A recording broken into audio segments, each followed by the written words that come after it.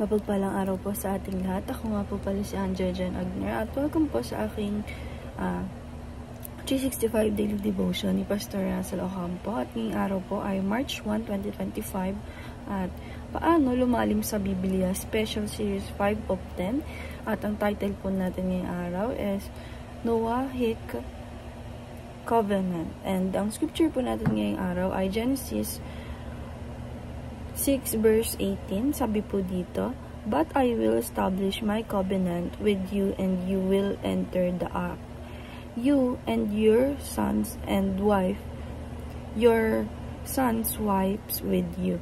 And sa Tagalog po, "Ngunit ako'y gagawa ng kasunduan natin. Isama mo ang iyong asawa at mga anak na lalaki, pati ang mga asawa nila at pumasok kayo sa barko." And yung Noahic covenant po is ito po yung covenant na preserve ng ating Panginoong Diyos sa promises niya po to sustain the earth and human life despite humanity sinfulness. This covenant reveals God's mercy and common grace, ensuring that creation will continue until His redemptive plan is fulfilled. By preserving the word, God ensured the fulfillment of the covenant of grace, ultimately leading to Christ. Ayan po.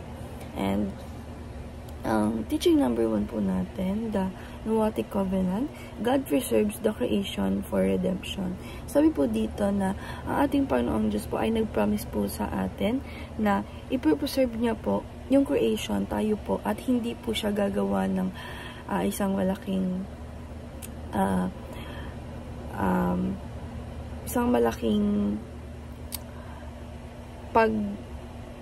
pagbuho sa atin ng mga tayong masasamang tao. Ibig sabihin po, tayo pong mga creation, isahayaan niya po tayong mabuhay hanggang sa pinakadulo po ng ating buhay. Dahil nga po dati, nagpadala siya ng sobrang malaking baha na lahat ng mga tao ay namatay at si Noah lang ang natira. And yan po. And teaching number 2, God removes evil from creation. Sabi po dito na ang ating Panginoong Diyos po ay tinanggal po yung evil sa creation niya po, na yung mga sobrang masamang tao is inalis niya po ito sa mundo simula nung nagparating po siya ng malaking baha at namatay po lahat ng mga sobrang masasamang tao dahil nga po dati sobrang daming masasamang tao. And teaching number 3, God will fully restore creation at Christ's return. Sabi po dito ng ating Panginoong Diyos na ipupuli restore niya po lahat na simula po nun ng baha na yun is pinuli restore niya po yung mga creation niya, inayos niya po ito, pati na rin po mga animals, mga iba pa po na nasira doon sa baha, at i-restore niya po ito is in Christ's return. And application number 1, work with God in preserving the good creation. Sabi po dito na tayo, i-apply po natin sa sarili natin na magtrabaho po tayo sa ating with our God and i-preserve po natin yung mga magandang creation niya po. And application number 2, fight evil and corruption as agent of Christ. Sabi po dito na i-apply po natin sa sarili natin na labanan po natin, alisin po natin yung evil pati yung corruption sa ating mundo as tayo po ay agent of our Christ. And application number 3, hope for the full restoration of the whole creation.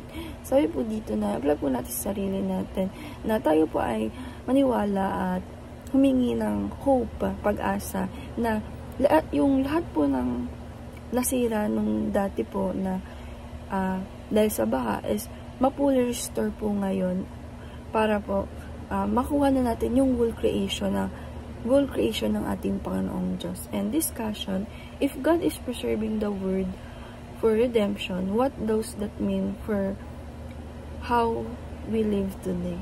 Para po sa akin, para po sa devotion ngayong araw, na ma-preserve po natin yung ating mundo for redemption, dahil nga po nagpapatawad ang ating Panginoong Diyos at tayo po masasama ay humingi po tayo ng tawad sa Kanya.